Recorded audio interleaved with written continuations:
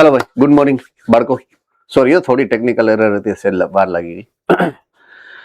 Chapter number 6 ની વાત આજે આપણે કરશું. ઉદ્વિકાસ તમારા જીનેટિક્સ નું ચેપ્ટર નંબર 3 જે યુનિટ છે ને, જીનેટિક્સ નું એક યુનિટ આવે આપણે તમારા નીટ નું યુનિટ નંબર 7, બરાબર છે, એનું નામ છે જીનેટિક્સ. અને એમાં ચેપ્ટર 4, 5 અને 6 એટલે કે છેલ્લું ચેપ્ટર જીનેટિક્સ નું આ છે ઉદ્વિકાસ. રાઈટ. ઉદ્વિકાસ શબ્દ લગભગ 5મા 6 થી આવતો હશે તમારે, એટલે શબ્દ તમારા માટે નવો નથી. તો ઉદ્વિકાસ એવી પ્રક્રિયા છે કે જેમાં સજીવ સતત પોતાના લક્ષણોમાં ફેરફાર કરે અને નવા પ્રકારના લક્ષણોને ઉદ્ભવ કરશે. નવા પ્રકારના લક્ષણો ઘણી વખત જ્યારે વધારે પ્રમાણમાં વિવિધતા ઉત્પન્ન થાય ત્યારે નવા પ્રકારની જાતિ અસ્તિત્વમાં આવે અને ધીમે ધીમે એકથી વધુ પ્રકારની જાતિઓ આ પૃથ્વી ઉપર સર્જાણી હશે જે તે સમયે, અને એ પ્રક્રિયા હજી સુધી ચાલુ જ છે. તો સજીવોની અંદર થતા ફેરફારોની જે વિકાસ ગાથા છે આખી, જ્યારથી પૃથ્વી ઉત્પન્ન થઈ ત્યારથી લઈ અને આજ સુધીની એ સમગ્ર ક્રિયાવિધિને એક સિંગલ જો નામ આપવું હોય તો એને હું ઉદ્વિકાસ કહી શકું.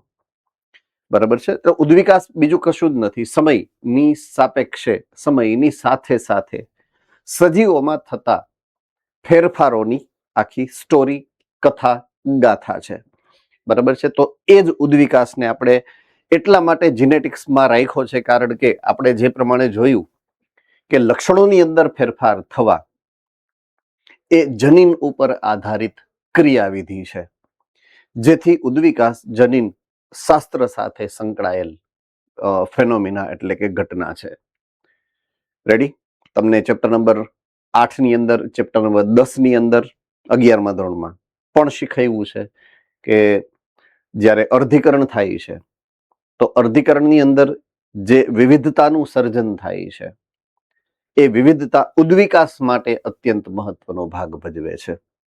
બરાબર છે. એટલે ત્યારથી તમને આ પોઈન્ટ, આ શબ્દ મગજમાં નાખેલો છે અને એ ઉદ્વિકાસની ક્રિયાવિધિ આ જીનેટિક્સ ભણ્યા પછી આપણે જેને કહેવાય કે ચર્ચામાં લઈએ. તો સૌથી પહેલું કે ઉદ્વિકાસ છે શું, ત્યાંથી આપણે આગળ વધીએ છીએ. બરાબર છે. એટલે અહીંયા થોડુંક આમ સ્ટોરી જેવું આવતું હશે એવું લાગશે શરૂઆતમાં, કે ઉદ્વિકાસ જીવ વિજ્ઞાનના જીવંત સ્વરૂપોના પૃથ્વી ઉપરના ઇતિહાસનો અભ્યાસ છે. ક્યારથી સજીવ ઉત્પન્ન થયા, એમાંથી રૂપાંતરિત થયા, કયા કયા પ્રકારના સજીવો બન્યા, આ બધી વસ્તુઓ. વાસ્તવિક રીતે ઉદ્વિકાસ છે શું, તો કે લાખો એટલે કે મિલિયન વર્ષોથી પૃથ્વી ઉપર વનસ્પતિઓ અને પ્રાણીઓમાં થતા ફેરફારો છે, જેને સમજવા માટે આપણે જીવની ઉત્પત્તિથી શરૂ કરવું પડે સમજવાનો ઇતિહાસ. બરાબર છે. તો સૌથી પહેલી વાત આપણે આ ચેપ્ટરની અંદર કરશું કે ક્યારે અને કઈ રીતે કદાચ સજીવો જે છે એ પૃથ્વી ઉપર જેને કહેવાય કે ઉદ્વિકાસ પામ્યા હશે સૌ પ્રથમ વખત. બરાબર છે. એના માટે એ પણ જાણવું પડે ને કે પૃથ્વી પોતે ક્યારે જન્મ લીધો છે. પૃથ્વીનો પોતાનો એક સમયે જન્મ થયો હશે ને, એટલે અહીંયાથી હવે આપણે શરૂઆત એકચ્યુઅલમાં કરશું એમ. બરાબર છે.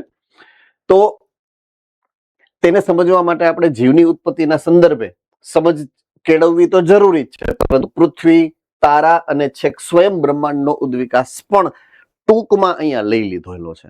બરાબર છે. તો લાંબી પૂર્વ ધારણાઓ અને પૂર્વ કાલ્પનિક અનુમાનિત ઘટનાક્રમ અહીંયા ઘણા બધા સિલેબસમાં લીધેલા છે, જેને આપણે આગળ જોતા જશું.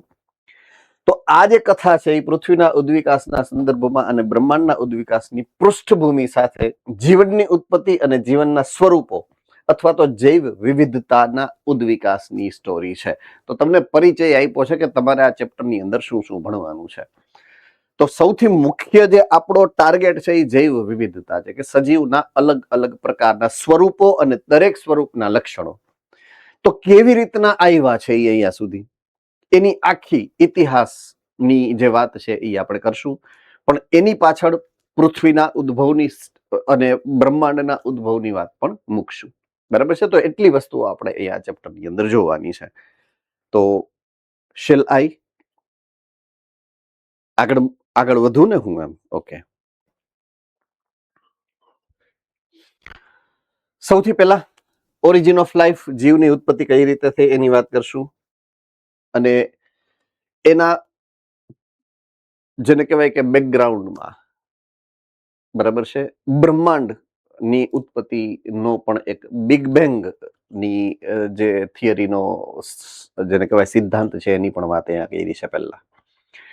તો જીવની ઉત્પત્તિ બ્રહ્માંડના ઇતિહાસમાં એક અતિ વિશેષ ઘટના છે. સજીવની ઉત્પત્તિ. બ્રહ્માંડ ખૂબ વિશાળ છે. એમ એટલું વિશાળ છે કે પૃથ્વીનું પોતાનું બ્રહ્માંડની અંદર કોઈ અસ્તિત્વ નથી, એટલું એક કણ પણ નથી. એમ આમાં લખ્યું છે તમારી બુકમાં કે કણ સમાન છે, પણ કણ પણ નથી, એટલું સૂક્ષ્મ પૃથ્વી છે. હવે એ બ્રહ્માંડ ની ઉંમર કેટલી અંદાજિત? તો કે 20 મિલિયન, 20 મિલિયન વર્ષ છે. અત્યારે બ્રહ્માંડની ઉંમર 20 મિલિયન વર્ષ છે. બરાબર છે? તો આ બ્રહ્માંડ બનેલું છે શેનાથી? Hello hello sir. હા બોલો સર. અમારા મોડ્યુલમાં સર 13.8 મિલિયન. કેટલું છે? 13.8 મિલિયન. ઓકે. ટેક્સ્ટ બુક કોની પાસે છે? ટેક્સ્ટ બુકમાં શું છે? 20. બરાબર છે. ટેક્સ્ટ બુકમાં 20 છે, આપણે 20 ને કેન્દ્રમાં રાખશું. બરાબર છે? ઓકે. તો બ્રહ્માંડ 20 મિલિયન વર્ષ જૂનું છે અને બ્રહ્માંડ બનેલું છે ઘણી બધી આકાશ ગંગાઓ એટલે કે ગેલેક્સીઝ. આ બધું તમને 9મા 10મામાં કદાચ સાયન્સમાં આવી ગયું હશે, એટલે એને રિપીટ કર્યું છે. દરેક આકાશ ગંગાના ઘણા બધા તારા મંડળો છે. ઘણી વખત તારા બનતા હોય એની પહેલાની અવસ્થા એટલે ધૂળના વાદળો પણ હોય છે. બરાબર છે? અને આપણી આકાશગંગાનું નામ છે, આપણી ગેલેક્સીનું નામ છે, એટલે કે આકાશગંગાનું નામ છે મિલ્કી વે. ખબર છે ને? દૂધ ગંગા, મિલ્કી વે. અને આખી ગેલેક્સીની અંદર આપણે જ્યાં રહીએ છીએ પૃથ્વી એ મંડળનો એક ભાગ છે. રાઈટ? એટલે આપણું સ્થાન આપણી મિલ્કી વે ગેલેક્સીની અંદર એક નાના એવા ટપકા સ્વરૂપે કદાચ હોઈ શકે. આખી આપણી ખુદની એક સિંગલ ગેલેક્સીમાં આપણે ટપકું છીએ. એમ હવે આ બધું બન્યું કઈ રીતે છે? તો એના ઇતિહાસમાં આવશે બિગ બેંગ નામનો એક સિદ્ધાંત છે કે આજથી કદાચ 20 મિલિયન વર્ષ પહેલા આ બિગ બેંગ એટલે ખૂબ મોટો ધડાકો થયો હતો અને એમાંથી બ્રહ્માંડ જે છે એની રચના થઈ છે. બરાબર છે? એ એક કદાચ આપણે સમજી ન શકી, આપણી સમજણ શક્તિની બહાર જઈ શકે એવી આ એક ઘટના છે. અકલ્પનીય, ભૌતિક વિસ્ફોટ થયો. હજી એ વિસ્ફોટની અસર છે ને હજી આજની તારીખે બ્રહ્માંડ વિસ્તરે છે. બરાબર છે? હજી આજની તારીખે પણ બ્રહ્માંડ વિસ્તરે છે, કારણ કે એના બળની અસર એટલી છે કે હજુ આ બ્રહ્માંડ આખું વિસ્તરે છે એવી એક ગાથા છે. અને એ એક ફોર્સ હજી આપણી ઉપર લાગે છે. આપણી ઉપર એટલે બ્રહ્માંડ ઉપર, પૃથ્વી ઉપર. બરાબર છે?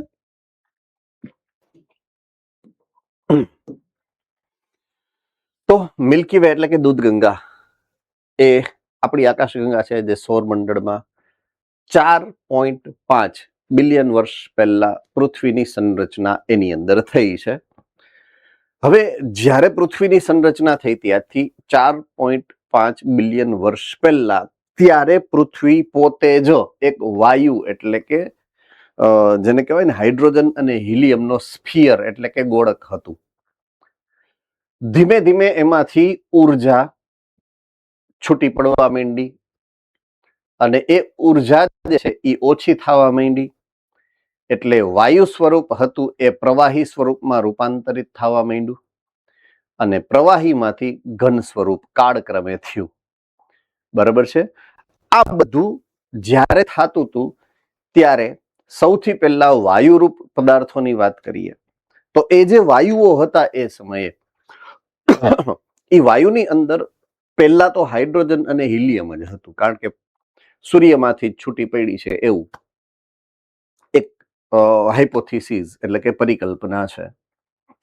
તો હાઇડ્રોજન અને હિલિયમ મુખ્ય જથ્થો હતો. હવે એ સમયે જ્યારે છૂટું પડ્યું અને સંગઠન થવાનું શરૂ કર્યું અને ગોળાકાર ધારણ કર્યો પૃથ્વીએ. હા બોલો ભાઈ. Hello sir. હા બોલો. સર નેટવર્ક પ્રોબ્લેમ ના કારણે સર કેમેરો ચાલુ કરતો સર, અવાજ તમારો કપાય તો કેમેરો બંધ રાખો. It's okay, fine, done. Okay, so એ સમયે કદાચ જ્યારે એ સંગઠન થયું હશે આ વાયુનું એક ગોળા સ્વરૂપે, એ સમયે એની ઉપર એટલી બધી તીવ્ર દબાણ એક તો લાગતું હતું, બરાબર છે. બીજું એનું તાપમાન એટલું બધું ઊંચું હતું, કારણ કે સૂર્યમાંથી નીકળતું એ તાપમાન દબાણ અતિશય વધારે હતું.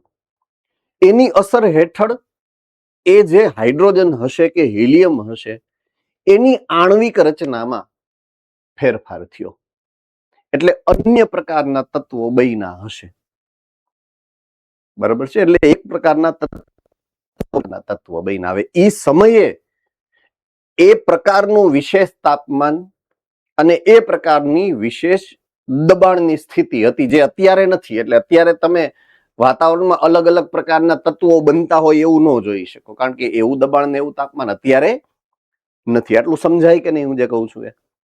તો એ સમયે એવું થઈ ગયું હતું, એટલે ઘણા બધા તત્વો બન્યા. એમ આપણે જે તમે આવર્ત કોષ્ટકમાં તત્વો જોવો છો એ બધા ધીમે ધીમે બનેલા અથવા તો બારે બ્રહ્માંડમાંથી અવકાશીય ઘટનાઓ દ્વારા પૃથ્વી ઉપર આવેલા છે, કાં તો બનેલા છે ને કાં તો બહારથી આવેલા મહેમાન છે. આટલું સમજાય કે નહીં? ચાલો, ઓકે. તમને સરપ્રાઈઝ થશે, જાણીને આનંદ કે આશ્ચર્ય પણ થશે કે પૃથ્વી ઉપર જે પાણી છે ને એ પૃથ્વી ઉપર ઉત્પન્ન થયેલું નથી, અવકાશમાંથી આવેલું છે, બરફ સ્વરૂપે. બરફનું જે તોફાન કદાચ ક્યાંકથી આવ્યું હશે એવી એક હાઇપોથિસિસ એટલે પરિકલ્પના છે. એટલે એ પૃથ્વી ઉપર જે તે સમયે આવ્યું હશે.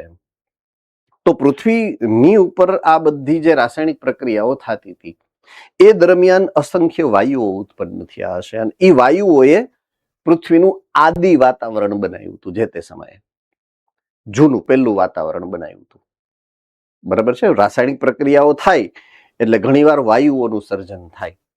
ઘણા બધા તત્વો બન્યા તો એ તત્વો એકબીજા સાથે પ્રક્રિયા કરે છે, અને એ પ્રક્રિયાને કારણે જે અન્ય વાયુઓ ઉત્પન્ન થયા એટલે એને આદિ વાતાવરણનું સર્જન કર્યું. સૌથી પહેલા મારા બેકગ્રાઉન્ડમાં તમે જોશો એટલે પૃથ્વી ઉપર કોઈક વાતાવરણનું એવો વિશેષ AI જનરેટેડ ફોટોગ્રાફ છે, બરાબર છે. એ આદિ વાતાવરણની સંકલ્પનાને રજૂ કરે છે કે એમાં હતું શું? તો કે પાણીની બાષ્પ હતી, મિથેન હતું, કાર્બન ડાયોક્સાઇડ હતું, અમોનિયા હતું. આવા તત્વો મૂળભૂત રીતે એની અંદર આવા વાયુઓ અંદર હતા. બાષ્પ છે એટલે એને વાયુ જ કહેવાય. પાણીનું વાયુ સ્વરૂપ એટલે વરાળ. મિથેન વાયુ રૂપે હતો, કાર્બન ડાયોક્સાઇડ હતો અને અમોનિયા જેવા વાયુઓ હતા. તો આવા જે છે દ્રવ્યો એનાથી આદિ વાતાવરણ બનેલું હતું. સૌથી પહેલું જે જૂનું વાતાવરણ હતું પૃથ્વીનું એ આવું હતું, જે જીવવા લાયક નહોતું, બરાબર છે, જેમાં જીવન શક્ય નથી એવા આ પ્રકારનું વાતાવરણ હતું. ચાલો, હવે સૂર્ય અને અન્ય અવકાશીય જે તારામંડળ કે અન્ય ગ્રહ મંડળ છે એમાંથી સૂર્ય સૌથી વધારે નજીક છે. તો આપણી ઉર્જાનો સ્ત્રોત સૂર્ય છે. તો સૂર્યમાંથી જે વિકિરણો આવે છે પૃથ્વી ઉપર, આ વિકિરણો ઘણા બધા પ્રકારના વિકિરણોનું મિશ્રણ છે. આટલું તો તમને ખબર જ છે ને, બરાબર છે. તો એ સમયે વાતાવરણની અંદર એવી કોઈ પ્રોટેક્ટિવ એટલે કે સંરચનાત્મક રીતે જોતા આપણી સુરક્ષા કરી શકે એવું કોઈ આવરણ, અત્યારે કેવું યુવી રેઝ છે, અલ્ટ્રાવાયોલેટ કિરણો, એને ગાળવા માટે આપણે ઓઝોનનું એક લેયર છે વાતાવરણમાં, એ ત્યારે નહોતું. આદિ વાતાવરણમાં એવી કોઈ વ્યવસ્થા નહોતી. તો સૂર્યમાંથી આવતા યુવીના વિકિરણો પણ ત્યારે પડતા સીધા જ પૃથ્વી ઉપર. જેને કારણે પાણીનું વિખંડન થતું. બરાબર છે. હાઇડ્રોજન અને ઓક્સિજન એ બે છૂટા પડતા અને પ્રમાણમાં H2 નું જે વાયુરૂપ H2 છે ને એનું વજન ઓછું થયું એટલે H2 છૂટો પડવા માંડ્યો પાણીમાંથી. લુક, પાણી બહારથી આવ્યું, એની ઉપર વિકિરણો પડ્યા, એને કારણે હાઇડ્રોજન વાયુ છૂટો પડવા માંડ્યો. સમજ में आ रही है बात?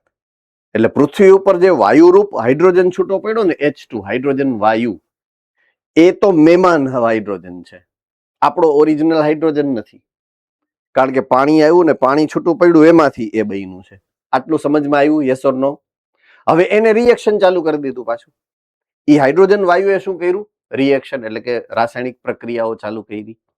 તો અમોનિયા અને મિથેન સાથે ઓક્સિજન જોડાણો. જેમ હાઇડ્રોજન અલગ રિએક્શન, કારણ કે પાણીનું વિભાજન થયું એટલે જેમ હાઇડ્રોજન છૂટો પડ્યો એમ ઓક્સિજન છૂટો પડે કે નહીં?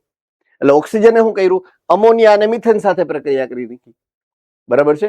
જેથી પાણી બન્યું, પાછું નવું કાર્બન ડાયોક્સાઇડ, અન્ય સંયોજનોની રચના થવા માંડી. એટલે ઘણા બધા સંયોજનમાં પણ અલગ અલગ પ્રકાર, બરાબર છે, એમાં પણ વિવિધતા સર્જવાની શરૂ થઈ.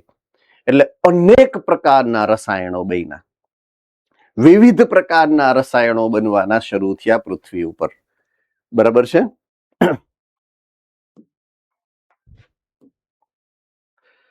કાળક્રમે ઓઝોન સ્તરનું નિર્માણ થયું. જે મેં ઓલી રક્ષણાત્મક આવરણ, શિલ્ડની વાત કરી, જેને કારણે યુવી રેઝ, અલ્ટ્રાવાયોલેટ કિરણો જે છે એ ગળાવા માંડ્યા, પૃથ્વીના વાતાવરણમાં અંદર સુધી પહોંચતા બંધ થઈ ગયા. હવે બરાબર એ જ સમયે સૂર્યનો પ્રકાશ આવતો બંધ થઈ ગયો એવું નથી, ફક્ત યુવી વિકિરણો આવતા બંધ થઈ ગયા. આટલું સમજાય કે નહીં? ઓકે. હવે યુવી વિકિરણો આવતા ત્યારે એ પાણી ઉપર પડતા તો પાણીનું વિભાજન કરી નાખતા. પણ હવે યુવી વિકિરણો પડતા નથી એટલે હવે પાણીનું વિભાજન નથી થતું, પણ પાણી ગરમ થવાની શરૂઆત થઈ. સમજ में आ रही बात? પાણી ગરમ થાય, પાણી બાષ્પ બને, પાણી વાદળા બનાવે, જળ ચક્રની શરૂઆત થઈ. ઓઝોન સ્તરનું નિર્માણ થયું પછી જળ ચક્ર. સમજાય છે કે નહીં? યસ ઓર નો? હે ને? હવે જળ ચક્રનો સિદ્ધાંત પણ તમને પ્રાઇમરીમાં કોઈ કે સમજાવ્યો હશે. પણ એક વધારાનું અહીંયા મુદ્દો હું તમને ઉમેરી અને તમારા માટે ઉપયોગી એક માહિતી તમારી સાથે શેર કરું. હવે દાખલા તરીકે પાણી છે, પાણી બાષ્પ બની અને ઉપર જાય છે વાતાવરણમાં, ઊંચે સુધી, હાઈ ઓલ્ટિટ્યુડ. તો પાણી જ્યારે વરાળ સ્વરૂપે એમાંથી વાતાવરણના વાયુઓમાંથી પ્રવેશે તો વાયુઓ એની અંદર ઓગળી શકે, અશુદ્ધિઓ કે વાયુઓ એની અંદર ઓગળી શકે. હા કે ના? હા કે ના? ઓકે. હવે એ પ્રોસેસ ઊંધી પણ થાય. જ્યારે ઉપરના વાદળા વરસતા હોય અને પાણી સ્વરૂપે નીચે આવે તો વાતાવરણની અંદર રહેલ હાનિકારક વાયુઓ અને અશુદ્ધિઓ એની યારે ઓગળી અને પૃથ્વીની સપાટી ઉપર પડી શકે. હા કે ના? વાતાવરણ શુદ્ધ થાય. તો જળ ચક્રને કારણે વાતાવરણ જે ઓલું આદિ વાતાવરણ હળેલું હતું ને એ હવે ધીમે ધીમે સારું થવા માંડ્યું. સમજાય છે કે નહીં હું જે કહેવા માંગુ છું એ? તો રેવા લાયક વાતાવરણ પછી બન્યું. પહેલા શું થયું? અલગ અલગ પ્રકારના સંયોજનોની વિવિધતા. સંયોજનની જે વિવિધતા થઈ એને કારણે રાસાયણિક પ્રક્રિયાઓનો વધારો થયો પૃથ્વીની સપાટી ઉપર. એને કારણે શું થયું? તો કે અલગ અલગ પ્રકારના વાયુમંડળો એટલે કે વાતાવરણ બન્યું જૂનું આદિ વાતાવરણ. આદિ વાતાવરણ બન્યું એ પછી કદાચ જેને કહેવાય ને કે પાણીની એન્ટ્રી થઈ હશે પૃથ્વી ઉપર. યુવી રેઝ પાણી ઉપર પડતા, પાણીનું વિઘટન કરતા એ બધી પ્રક્રિયાઓ શરૂ થઈ હશે. હવે એ સમયે ઓઝોનનું સ્તર બન્યું હશે. ઓઝોનનું સ્તર બન્યા પછી જળચક્રની શરૂઆત થઈ. જળચક્રની શરૂઆત થઈ એટલે આદિ વાતાવરણની જે અશુદ્ધિઓ, ઝેરી કેમિકલ્સ બધું ગળાય અને પૃથ્વી ઉપર આવવા માંડ્યું અને પૃથ્વીની અંદરનું પાણી પૃથ્વીની અંદર જ રહેવા માંડ્યું. પણ ફૈરે રાખે. જમીન ઉપર પાણીથી લઈ અને ઉપર વાદળા સુધી વળી પાછું પાણી, વળી પાછું વાદળા. આ જળચક્રની શરૂઆત થઈ. પણ એ જ્યારે પડે છે ત્યારે એકઠું થાય છે અને સમુદ્રો બનવાના શરૂ થયા, મહાસાગરો બન્યા. બરાબર છે. તો આ પ્રક્રિયા જ્યારે શરૂ થઈ ને જળચક્રની, એ સમય સુધીમાં, પોઈન્ટ ટુ બી નોટેડ, એ સમય સુધીમાં પૃથ્વી હજી ગરમ હતી. પૃથ્વીની સપાટી ધીમે ધીમે ઠંડી પડતી હતી. થોડુંક એનું ઘનીકરણ પણ થઈ ગયું હતું, કદાચ પ્રવાહીમાંથી ઘન પૃથ્વી થઈ ગઈ હશે. પણ એ ઘનીકરણ પડ્યા પછી હજી સોલિડ નહોતી એમ. બરાબર છે. પણ એ સોલિડ બની શું કામ ખબર? જળચક્રને કારણે. જળચક્ર હું પાણી પડે અને પાણી બાષ્પીભવન પામે તો ઉષ્માનું શોષણ કરે તો જ કરે, એટલે ઉષ્માનું શોષણ થવા માંડ્યું પૃથ્વીની સપાટીની. રાઈટ? એટલે શું થયું જુઓ, પૃથ્વી ઠંડી પડતી ગઈ, પાણીની બાષ્પ વરસાદ સ્વરૂપે પડવા માંડી. એટલે જળચક્રની જે મેં વાત કરી એ બધું એક જ લીટીમાં અહીંયા કહી દીધું તમને. બરાબર છે. પૃથ્વી ઉપર આવેલા ખાડાઓમાં આ પાણી એકઠું થવા માંડ્યું. એટલે મેં તમને જે હમણાં કીધું કે મહાસાગરો અને સમુદ્રો બન્યા. બરાબર છે. તો સૌથી પહેલી વખત આ રીતે જળચક્ર ના શરૂ થવા પછી પાણીનું એકત્રીકરણ થયું પૃથ્વી ઉપર અને મહાસાગરો બન્યા. હવે આ મહાસાગરોની અંદર શું છે ખબર છે? પાણી અને ઓલા ઓગળેલા બધાય અશુદ્ધ દ્રવ્યો. એટલે પાણીની અંદર કેમિકલ્સ છે ટૂંકમાં. હો વાતની એક વાત, આટલું તો ખબર પડે. રાઈટ? એટલે પાણી અને પાણીની અંદર રહેલા દ્રવ્યો, આટલું. એટલે કે પાણી શુદ્ધ નથી. એ પાણી છે સંયોજન છે. એ પાણી શું છે? સંયોજિત છે, મિશ્રણ છે. હકીકતમાં સંયોજન કરતા પણ સારો શબ્દ મિશ્રણ છે, હે ને? દ્રાવણ છે કેમિસ્ટ્રીની ભાષામાં. દ્રાવણ એ દ્રાવણ છે એકચ્યુઅલી, શુદ્ધ પાણી નથી. પાણીની અંદર ઓગળેલા દ્રવ્યો પણ છે. તો પૃથ્વીની ઉત્પત્તિ બાદ 500 મિલિયન વર્ષ બાદ પૃથ્વી ઉપર સૌથી પહેલી વખત જીવના દ્રશ્યમાન થવાની વાત છે. જો 4.5 મિલિયન વર્ષ પહેલા પૃથ્વી બની હોય તો સૌથી પહેલા જીવ 4 બિલિયન વર્ષ, સોરી નોટ મિલિયન, 4 બિલિયન વર્ષ પહેલા બન્યો છે. બરાબર છે. પૃથ્વી 4.5 બિલિયન વર્ષ પહેલા અને સૌથી પહેલા આદિ સજીવો 4 બિલિયન વર્ષ પહેલા. આવું આ બે આંકડા યાદ રાખવાના રહેશે તમારે. બરાબર છે. એટલે 500 મિલિયન વર્ષ એને લાગ્યા છે ત્યાં. હવે પોઈન્ટ ઈ છે કે આ જે પૃથ્વી ઉપર સજીવ આવવાના, સજીવની ઉત્પત્તિ થવા પાછળ કેટલી અલગ અલગ પ્રકારના દાવાઓ થયા છે. કોઈ એમ કીધું આમ થયું છે, કોઈ એમ કીધું આમ થયું છે, કોઈ એમ કીધું આમ થયું છે, કોઈ એમ કીધું આવું થયું છે. એ બધામાંથી અમુક સિલેક્ટેડ સિદ્ધાંતો તમારી સામે મૂકેલા છે. પહેલું જે તમને દેખાય છે અહીંયા એ છે સ્વયં સ્ફુરિત, એટલે કે એની મેળાએ સજીવોની ઉત્પત્તિ થઈ છે. બરાબર છે. એટલે સ્વયં સ્ફુરિત જનન અથવા તો અજૈવ જનનવાદ. એક પ્રકારના જીવમાંથી બીજો પ્રકારનો જીવ બન્યો એવું નહીં, અજૈવ જનનવાદ છે. એટલે કે નિર્જીવ પદાર્થોમાંથી સજીવ બન્યો છે આપમેળે, સ્વયં સ્ફુરિત. આ પહેલો વાદ. બીજો વાદ છે જૈવ જનનવાદ. એક સજીવમાંથી બીજા સજીવનો રૂપાંતરણ થયું છે, એક જીવે બીજો જીવ બનાવ્યો છે. ત્રીજું પેન્સપર્મિયા, એટલે કે બહારના અંતરિક્ષમાંથી સજીવો આવ્યા છે પૃથ્વી ઉપર. બરાબર છે. ચોથું વિશિષ્ટ સર્જનવાદ. કોઈકે કીધું તથાસ્તુ અને પૃથ્વીની ઉપર સજીવોની ઉત્પત્તિ થઈ. સૌથી છેલ્લું રાસાયણિક ઉદ્વિકાસ, જેની વાત આપણે અત્યારે કરીએ છીએ. રાસાયણિક ઉદ્વિકાસ. બરાબર છે. તો એક પછી એક બધા વાદની માહિતી આપણે લેવાનો પ્રયત્ન કરીએ કે આ બધું શું સમજાવવા માંગે છે એકચ્યુઅલી. ઓકે, તો સૌથી પહેલું જે છે સ્વયં સ્ફુરિત અથવા અજૈવ જનનવાદ. કેમ આટલી બધી ઊંઘ આવે છે? હે?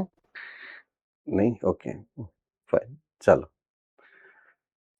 પદાર્થો જે પૃથ્વી ઉપર હતા, સડતા હતા, એ સડતા પદાર્થોમાંથી સજીવો ઉત્પન્ન થયા, એવું ખાલી મને બેઠા બેઠા આમ ને નાતા નાતા ઘણી વાર આપણે વિચાર કરતા હોય એ ટાઈપનો આ સિદ્ધાંત છે. એટલે આ સિદ્ધાંત એ ટાઈપનો છે કે ઘણા સમય સુધી એવું માનવામાં આવતું હતું કે જીવો ક્યાંથી બન્યા? સડતી અને પોવાતી વસ્તુ જેવી કે ઘાસ છે, કાદવ છે, એમાંથી ઉત્પન્ન થયા હશે.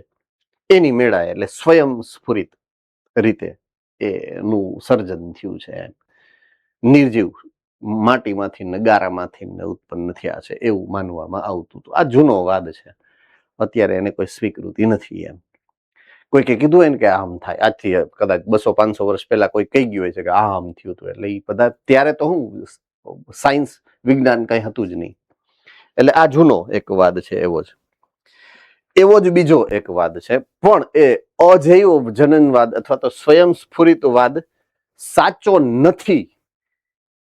એ સાબિતી અહીંયા લુઈસ પાશ્ચરે આપી છે કે આ જે વાદ તમને મેં આગળ સમજાવ્યો, આ એ સાચો નથી એવો સાબિત કરવા વાળા ભાઈનું નામ છે આ લુઈસ પાશ્ચર. નામ તો સુના હોગા ના, લુઈસ પાશ્ચર, હે ને? ઓકે. હવે એને ઘણા બધા પ્રયોગો કર્યા છે. એમાંથી એકાદ પ્રયોગ એવું પણ સમજાવે છે કે ભાઈ સજીવમાંથી જ સજીવ બને. એને શું કર્યું? કોઈકે એમ કીધું કે ગારો ને હળતી પદાર્થો રાખી દો એટલે એમાંથી જીવ બને એમ. એટલે એને શું કર્યું? પાછળ જો ઓલા સાધનો બતાવે છે, હે ને? તો એકમાં એવી રીતના એને આ બધું ભરી દીધું, સામાન બધો જે ઓલો કીધો હોય છે કે આમાંથી બને ના, એ બધો સામાન ભરી દીધો અને એને એર ટાઈટ કરી નાખ્યું. એર ટાઈટ એટલે હવા ચુસ્ત રીતે પેક કર્યું. તો એમાં કોઈ સજીવ ઉત્પન્ન ન થયા. પણ એ જે સામાન હતો એને જયારે આમ ખુલ્લો કરીને રાખ્યો ને, હવામાં ખુલ્લો કરીને રાખ્યો, તો એમાં સજીવ ઉત્પન્ન થયા. મીન્સ બેક્ટેરિયા ઉત્પન્ન થયા. આટલું સમજાણું? એને શું કર્યું એ સમજાણું? હવા ચુસ્ત રીતે રાખ્યા ને તો આની અંદર સજીવ ઉત્પન્ન ન થયા. પેલા શું કર્યું? ઉકાળી નાખ્યું. એટલે એની અંદર દાખલા તરીકે પાણી છે, તો પાણીને ઉકાળી નાખ્યું તો પાણીની અંદર જે બેક્ટેરિયા છે એ તો ગુજરી જાય બધા. હવે શુદ્ધ પાણી થઈ ગયું, હે ને? પછી એને હવા ચુસ્ત રીતે મૂકી દીધું તો એની અંદર બીજા બેક્ટેરિયા જોવા ન મળ્યા. હવે એને એ જ પ્રયોગ પાછો રિપીટ કર્યો, પણ એ ખુલ્લું રાખ્યું, હવા ચુસ્ત ન રાખ્યું. તો અમુક સમય પછી એમાં પાછા બેક્ટેરિયા આવી ગયા. મીન્સ નિર્જીવ પદાર્થમાંથી એની મેળાએ સજીવ નથી બનતા. હવાની અંદર અન્ય સજીવો હશે, એને બીજા સજીવ ઉત્પન્ન કર્યા. સજીવમાંથી જ સજીવ ઉત્પન્ન થાય, નિર્જીવમાંથી સજીવ ઉત્પન્ન ન થાય. કવિનો કહેવાનો ભાવાર્થ આવો છે. બરાબર છે? તો એને એવું સાબિત કર્યું કે જીવ પૂર્વ અસ્તિત્વ ધરાવતા જીવમાંથી ઉત્પન્ન થાય છે. આવો એક શબ્દ આગળ આવી ગયો છે, કોષવાદ, હે ને? કોષની ઉત્પત્તિ હંમેશા પૂર્વ અસ્તિત્વ ધરાવતા કોષમાંથી જ થાય છે. સ્લીડન સ્વોન નહીં તો ઓલા ત્રીજા ભાઈ એન્ટ્રી મારી હતી, ખબર છે? શું નામ હતું? બોલો, ભુજ વાળા બોલો. હાલો, વાહ ભાઈ વાહ, વિર્શો, હે ને? રુડોલ્ફ વિર્શો, હે ને? તો આ સેમ સ્ટેટમેન્ટ એને કોષના સંદર્ભે કીધું છે, આ ભાઈએ એને જીવના સંદર્ભે કીધું છે. બેયનો અર્થ એક જ છે. એમણે જોયું કે જંતુરહિત ફ્લાસ્કની અંદર, જે મેં તમને એક્સપેરિમેન્ટ સમજાવ્યો, જંતુરહિત ફ્લાસ્કમાં મૃત યીસ્ટને રાખવામાં આવે તો નવો જીવ ઉત્પન્ન થતો નથી. પણ જો એ ફ્લાસ્ક હવામાં ખુલ્લો રાખો અને મૃત યીસ્ટમાંથી જુઓ, અમુક સમય પછી નવા સજીવ એટલે નવું યીસ્ટ બની શકે છે. બરાબર છે? તો આ સ્વયં સ્ફુરિત અને અજીવ જનનવાદ જે છે એને ખોટો સાબિત કર્યો અને એને કીધું જીવમાંથી જીવ એટલે જૈવ જનનવાદ કીધો છે. શું કીધો છે? જૈવ જનનવાદ. હવે આ જૈવ જનનવાદ આવી ગયો. હવે ઓલે ખોટો કરી આ સાચો. એમાંથી એક લુઈસ પાશ્ચર છે બીજા બે વૈજ્ઞાનિકો પણ છે, મારા બેકગ્રાઉન્ડમાં દેખાશે છે બીજા બે વૈજ્ઞાનિકો. કોણ કોણ છે જુઓ, ફ્રાન્સિસ્કો રેડી, બીજા છે સ્પેલન્જીની અને ત્રીજા છે લુઈસ પાસ્ચર. એટલે એક નહીં 3 વૈજ્ઞાનિકોએ આની ઉપર કામ કર્યું અલગ અલગ રીતે. બરાબર છે. અને એવું સાબિત કર્યું છે કે જો જીવ હોય એક તો જ બીજો જીવ બને. એટલે જીવ હશે તો જીવ બનશે, નહીતર નહીં. જીવમાંથી જીવની ઉત્પત્તિ છે, એને જૈવ જનનવાદ કહેવાય. બરાબર છે. તો આ બધી વાતથી એક પ્રશ્નનો જવાબ હજી નથી મળ્યો કે સૌથી પહેલો કોણ, અહીંયા અટકી ગયા. બરાબર છે. એટલે આ ઇતિહાસની વાત છે. સૌથી પહેલા કોઈએ શું કીધું કે પૃથ્વી ઉપર ગારો અને માટી નથી, એમાંથી બની ગયું. આ ભાઈ એમ કીધું ના ના એવું ન હોય, જીવની હાજરીમાં જીવ બને. તો પછી તમારા જેવો કોક હોય ને એને કીધું તો પહેલો કોણ, મુર્ગી કે અંડા, એમ. એટલે એવો પ્રશ્ન આવ્યો કે સૌથી પહેલો જીવ હશે કોક તો બીજો આવ્યો હશે ને. એટલે હવે આગળ પ્રશ્ન આવશે, હવે આગળ ઈ વાત આગળ વધશે એમ. રાઈટ. પેન્સપર્મિયા વૈજ્ઞાનિકનો એક સમૂહ હજી આજની તારીખે પણ આ સિદ્ધાંત માન્ય સિદ્ધાંત માનો એક સિદ્ધાંત છે કે અંતરિક્ષમાંથી બેક્ટેરિયા જેવા આદિ સજીવો આપણા વાતાવરણમાં દાખલ થયા હશે આજથી કદાચ જે 4 બિલિયન વર્ષની વાત છે ત્યારે. અને ત્યાંથી સ્ટોરી ચાલુ થઈ ઉદ્વિકાસની. એટલે સજીવ પોતે જ પૃથ્વી ઉપર ઉત્પન્ન નથી થયેલો, પણ પૃથ્વી ઉપર મહેમાન સ્વરૂપે આવી ગયો, ફાવી ગયું અને રહી ગયા અહીંયા અને ઉદ્વિકાસ પામ્યા એમ. તો ઘણા સમય સુધી એવું પણ માનવામાં આવતું હતું કે જીવ સડતી અને કોહવાતી વસ્તુ જેવી કે ઘાસ કાદવમાંથી ઉત્પન્ન થયા છે, જેને સ્વયંસ્ફુરિત જનનવાદ કહેવામાં આવતું. પણ અહીંયા જે તમને દેખાડું છે પિક્ચર આખું અલગ છે, જમ્પ કરે છે, બહારથી આવ્યો છે સજીવ અને પૃથ્વી ઉપર આદિ વાતાવરણમાં પ્રવેશે છે. બરાબર છે. તો એને કહેવાય પેન્સપર્મિયા. ચોથો વાદ જેને કહેવાય વિશિષ્ટ સર્જનવાદ. એટલે આપણે પ્રશ્ન ક્યાં થતો હતો, પ્રશ્ન આપણા માટે શું હતો કે પહેલો સજીવ કોણ. તો અમુક વૈજ્ઞાનિકો એવું કીધું કે બહારના અંતરિક્ષમાંથી આવ્યા છે. અમુકે શું કીધું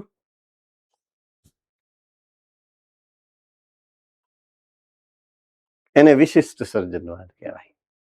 હે ને કે રૂઢિગત ધાર્મિક સાહિત્ય આપણને જે સમજાવવા માંગે છે એને કહેવાય વિશિષ્ટ સર્જનવાદ. આ મુજબ દરેક જીવંત અને નિર્જીવ ઘટકોનું સર્જન ઈશ્વર દ્વારા થયું છે, એક વિશેષ શક્તિ દ્વારા થયું છે. આ સિદ્ધાંત પ્રમાણે 3 શક્યતાઓ છે, આ યાદ રાખવાની છે. ઓકે. શક્યતા નંબર 1, આજે જોવા મળતા બધા જ સજીવો આ જ સ્વરૂપે પૃથ્વી ઉપર એકી સાથે આવ્યા છે. જ્યારે પૃથ્વી બની એ પછી એક સમય એવો આવ્યો કે ઈશ્વરે બધાને એકી હારે ઉપરથી ઘા કરીને પૃથ્વી ઉપર નાખી દીધા. અમુક બેક્ટેરિયા નાખ્યા, અમુક વાયરસ નાખ્યા, અમુક જીવડા નાખ્યા, અમુક વનસ્પતિઓ નાખીને, અમુક દ્વિઅંગી નાખીને, અમુક બધા એકી સાથે આવ્યા. બરાબર છે. એટલે ઉદ્વિકાસ જેવી કોઈ ઘટના નથી બની એમ કહેવાનો મતલબ એ બધા એકી હારે પૃથ્વી ઉપર પ્રવેશ્યા છે. બીજી શક્યતા, પૃથ્વીની ઉત્પત્તિ સમયે જેવી જૈવ વિવિધતા હતી એવી જ ભવિષ્યમાં, પહેલા એવી જ હતી, અત્યારે એવી જ છે ને ભવિષ્યમાં આમનામ રહેવાનું છે. કારણ કે ભગવાને બનાવી ત્યારે આ જ નાખ્યા છે સજીવો, અત્યારે ઈ જ છે અને ભવિષ્યમાં જ્યાં સુધી પૃથ્વી રહેશે ત્યાં સુધી આમનામ રહેશે. બરાબર છે. અને ત્રીજી શક્યતા, પૃથ્વીનું આયુષ્ય 4000 વર્ષનું છે. બરાબર છે. આપણે ખબર છે કે 4 બિલિયન છે, 4000 નથી એમ. રાઈટ. એટલે આ 3 એની અંદર શક્યતાઓ વિશિષ્ટ સર્જનવાદની અંદર આવતી હોય છે.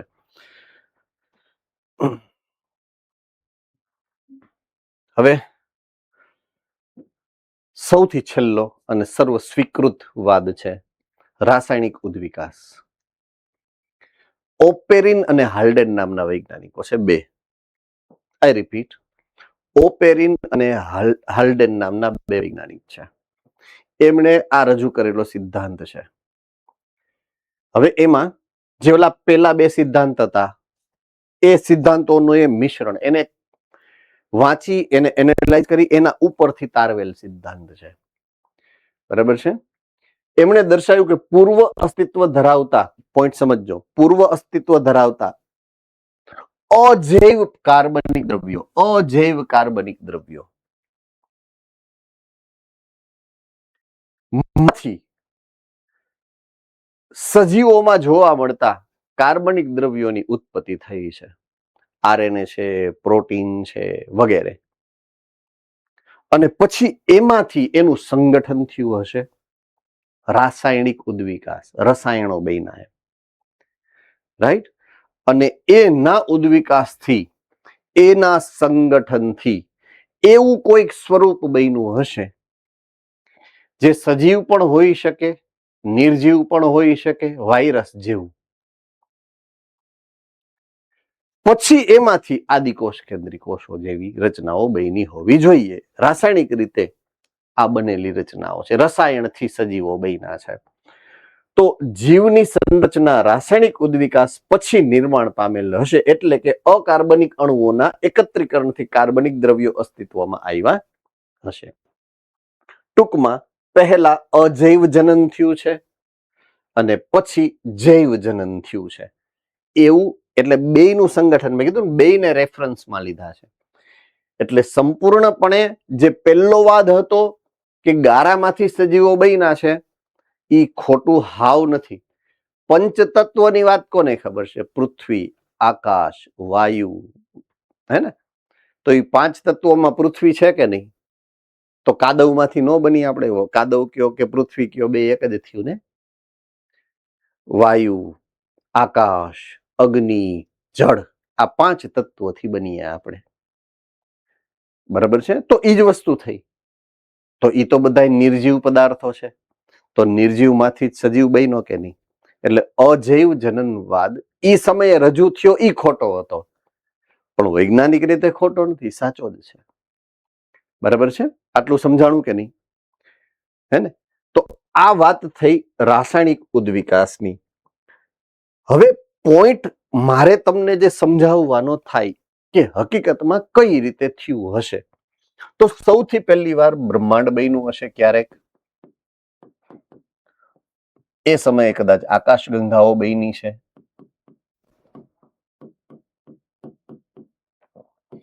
એમાંથી આપણી પણ એક આકાશગંગા બની ને આપણું સૌરમંડળ પણ બન્યું હશે.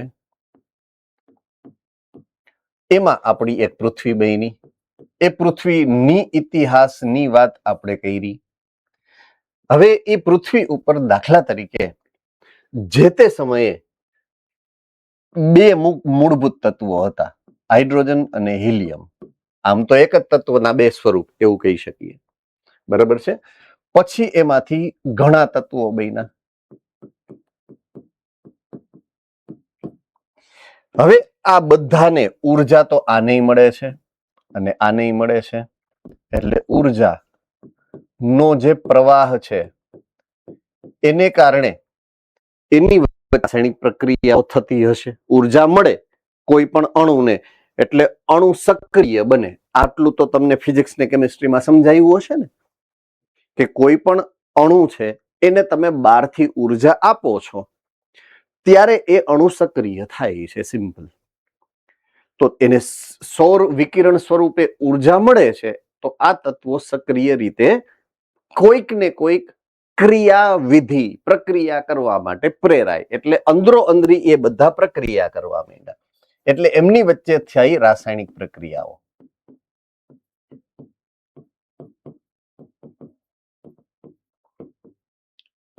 ચાલો, આટલું સમજાય છે કે નહીં હું જે સમજાવવા માંગુ છું? ઓકે. આ રાસાયણિક પ્રક્રિયાઓ થઈ એને કારણે કઈ રીતની ઉત્ક્રાંતિ થઈ? રાસાયણિક ઉત્ક્રાંતિને હવે હું મારા શબ્દોમાં સમજાવું છું તમને, કે તત્વો જે છે, બરાબર છે, એમાંથી બેના સંયોજનો.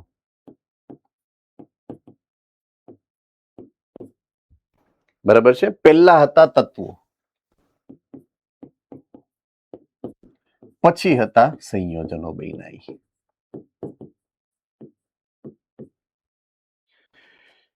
હવે આ તત્વો પહેલા મૂળભૂત રીતે તો આયનો જ હતા.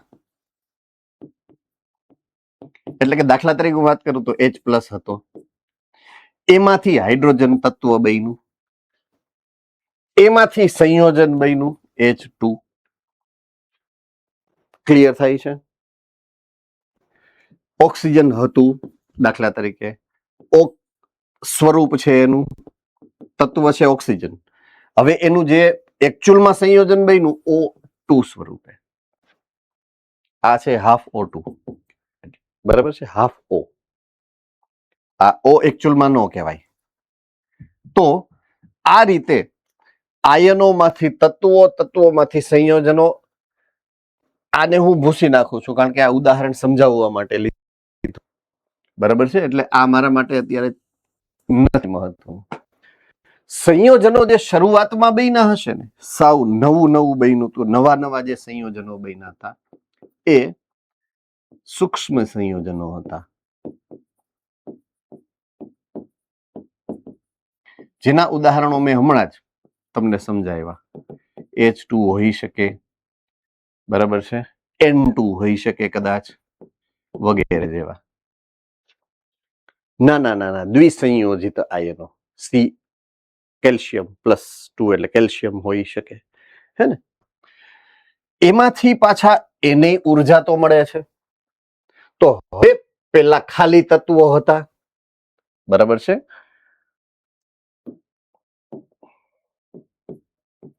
હવે તત્વો પણ છે અને સંયોજનો પણ છે,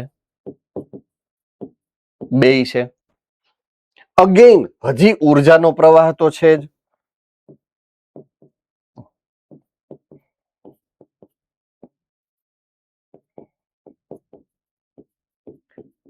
હવે આ બધાની વચ્ચે પણ રાસાયણિક પ્રક્રિયાઓ તો કન્ટિન્યુ જ રહેશે.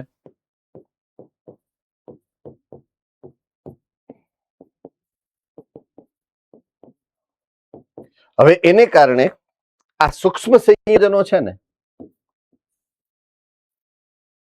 એમાંથી મધ્યમ કદના સંયોજનો બનવા માંડ્યા.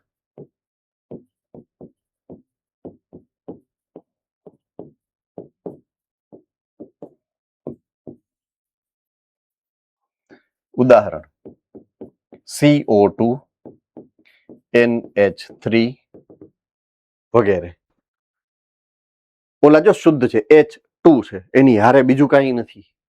આમાં કાર્બન ઓક્સિજન બે મિશ્રણ થયું, નાઇટ્રોજન હાઇડ્રોજન મિશ્રણ થયું.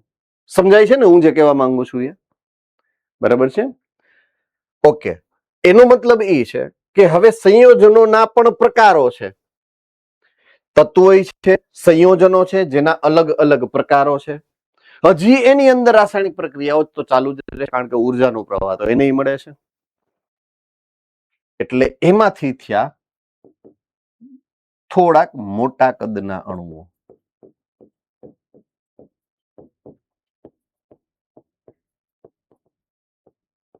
જે હમણાં તમને સમજાવ્યા. ઉદાહરણ તરીકે પ્રોટીન, RNA વગેરે. જે ઓલા ઓપેરિન અને હાલ્ડેને જે સમજાયું ને, છેલ્લે આટલું સમજાયું ખાલી. મેં તમને આખું ગણિત સમજાયું કે કેવી રીતના થયું એમ. ક્લિયર થઈ ગઈ વાત આખી? યસ ઓર નો? તો મૂળભૂત રીતે તો પૃથ્વીની ઉપર એક તંત્ર ગણો તમે તો સૂર્યમાંથી ઉર્જા આવે છે અને એના દ્રવ્યો એકબીજા સાથે પ્રક્રિયા કરે છે, અને સૌથી પહેલા આ પ્રકારના રસાયણો બન્યા છે. હવે હું આ ઉપરના રસાયણો અને આ નીચેનું એક સ્ટેપનું રસાયણ એને જો અલગ કરું ને, તો આપણી પાસે બે પ્રકારના રસાયણો બન્યા. એક છે અકાર્બનિક દ્રવ્યો,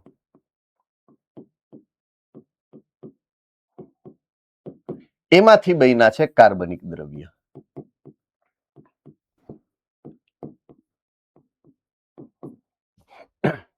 રેડી? જોઈ લ્યો ફરીથી. આ ઉપરના બધા અકાર્બનિક છે, તમને ખબર છે, ચેપ્ટર 9 ભણી ગયા છો તમે. આ નીચેના છે એ કાર્બનિક છે. તો અકાર્બનિક માંથી કાર્બનિક બનેલા છે એવું તમે સમજી શકો કે નહીં? હા કે ના? હવે મેં તમને 9મા ચેપ્ટરમાં જે સમજાવ્યું છે એ આ છે. યાદ કરો, હે ને? જે 2 મહિના સુધી તમે તમારા ટીચર પાસે જાતા કે અમને કઈ સમજાતું નથી ઓનલાઈનમાં, ચેપ્ટર નંબર 9 ઈ આ, ત્યારે હું તમને આ શીખવતો કે અકાર્બનિક દ્રવ્યો આને કહેવાય, કાર્બનિક દ્રવ્યો આને કહેવાય, અકાર્બનિક માંથી કાર્બનિક બન્યા હતા. મેં ત્યારે તમને કીધું હતું કે આ ચેપ્ટર અત્યારે તમને કદાચ અઘરું લાગશે, સમજાશે નહીં, પણ પાછું હું જ સમજાવીશ ને ત્યારે એમ કહેશો હોય આ તો આવું હતું એમ. અને આ જ દિવસ ઈ આવી ગયો છે. બરાબર છે? સો અકાર્બનિક દ્રવ્યો ના મૂળભૂત ત્યારે મેં જે તમને સમજાવ્યા હતા એ સ્વરૂપ કયા હતા? બરાબર છે? પહેલું પાણી, કે જે તમારા વાતાવરણમાં છે. બરાબર છે? બીજું વાયુઓ, જે તારી વાતાવરણની જ એક ભાગ છે. બરાબર છે? ત્રીજું ખનિજ દ્રવ્ય.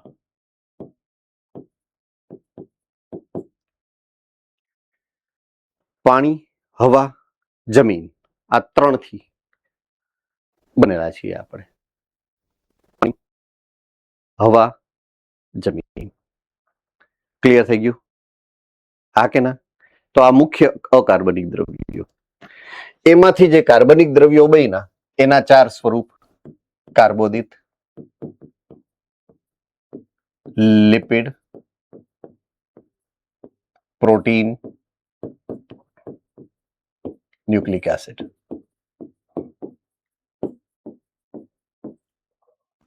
પૂરું થઈ ગયું. આ થઈ ગઈ ઉત્ક્રાંતિ આખી. બરાબર છે? તો પહેલા આ બન્યા છે અને એમાંથી આ બન્યા છે. ઈ બની ગયા એટલે સજીવ બન્યો. આ ક્યાં આવ્યા? જીવંત સજીવ કે કોષમાં એને આ બનાવ્યું. આ બધા ભેગા બનાવ્યું એટલે કે સજીવ બનાવ્યું. એ સજીવનું મૃત્યુ થાય પછી એની અંદર રહેલા કાર્બનિક પદાર્થો એટલે કે આ, એનું સજીવને શું કામ છે? કશું જ નહીં. મારી અંદર જે કાર્બોદિત છે એ અત્યારે મારે કામનો છે. મારી અંદર લિપિડ છે એ અત્યારે મારે કામનું છે. મારી અંદર પ્રોટીન છે એ અત્યારે મારું બંધારણ બનાવે છે કે રન કરે છે, મારે કામ છે એનું. મારા ન્યુક્લિક એસિડ નું અત્યારે કામ છે, પણ હું ગુજરી ગયો પછી મારી અંદર જે ડીએનએ છે એનું મારે શું કામ છે? નહીં. તમે ઇન્જેક્શન થી બહાર કાઢીને તમારી અંદર નાખી શકશો નહીં, તો એ શું કામનું છે? એટલે આપણે શું કરીએ? કાં તો જમીનની અંદર દાટી દઈએ અથવા તો હિન્દુ વિધિ હોય તો બાળી નાખીએ મૃતદેહને. હા કે ના? મુસ્લિમ હશે, ક્રિશ્ચિયન હશે, એમાં એવો રિવાજ છે કે એ લોકો દફનાવે છે. દફનાવશે તો બેક્ટેરિયા આ કામ કરશે ધીમે ધીમે ધીમે ધીમે. થાય છે તો દહન જ. બેક્ટેરિયા જે કામ કરે છે, બેક્ટેરિયા ખાય શેના માટે? ઉર્જા મેળવવા માટે. ઉર્જા મેળવવી એટલે શું? દહનની ક્રિયા છે. એની બદલે આપણે દીવારી મૂકી દઈએ છીએ એટલે સીધું દહન કરી નાખીએ છીએ. બે એક જ કામ થયું. મૂળ ક્રિયાવિધિ તો બે એક જ છે. તો થાય શું? આપણી બધા જે આની અંદર આપણા શરીરમાં છે એ બધું પાછું વયું ગયું જ્યાં હતું ત્યાં. સજીવમાંથી પાછું નિર્જીવ થઈ ગયું. તેરા તુજકો અર્પણ. જે જ્યાંથી આવ્યું હતું ત્યાં પાછું વયું ગયું. સજીવમાં ને સજીવમાંથી નિર્જીવમાં ને નિર્જીવમાંથી સજીવમાં ને સજીવમાંથી નિર્જીવમાં. આ આંતરક્રિયા એટલે જીવનનું ચક્ર. બરાબર છે?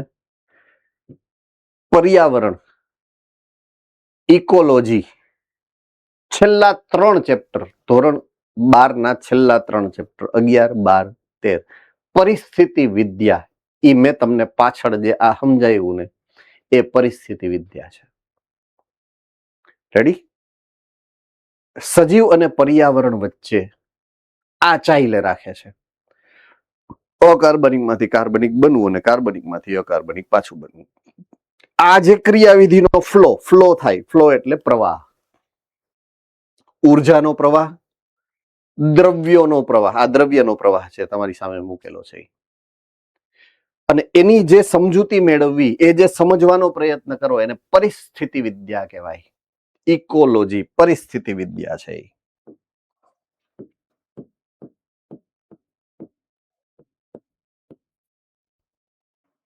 અને ઈ યુનિટ આપણે છેલ્લે રાખ્યું છે, અત્યારે નહીં.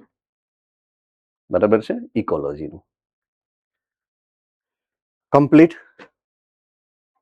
જ્યાં નો સમજાય ત્યાં મને પૂછી લેવું. હવે રાસાયણિક ઉદ્વિકાસ થાય છે, બરાબર છે. ઓપેરિન અને હાલ્ડેને એવું સમજાયું, પછી એને સાબિત કરવા માટે એક પ્રયોગ કરવામાં આવ્યો યુરી અને મિલર નામના વૈજ્ઞાનિક દ્વારા. આપણામાં સાયન્સમાં રિવાજ છે ને, કોઈ કહે એટલે માની કોઈ લે નહીં. વાહેથી સાબિત કરવા વાળા 3-4 જણા ઉભા થાય એમ કે અમે જલ્દી સાબિત કરી દઈએ.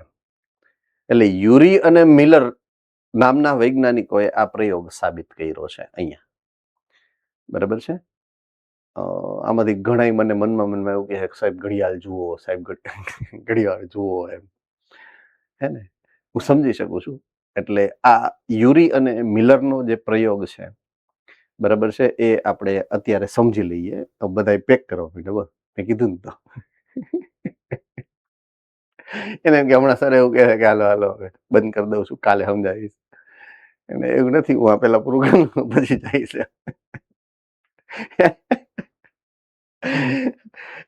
સારું સારું, હાલો કાલે વાત, નો પ્રોબ્લેમ, હે ને. યુરી અને મિલરના પ્રયોગથી આપણે આવતીકાલે આગળ વધીએ છીએ. Take care.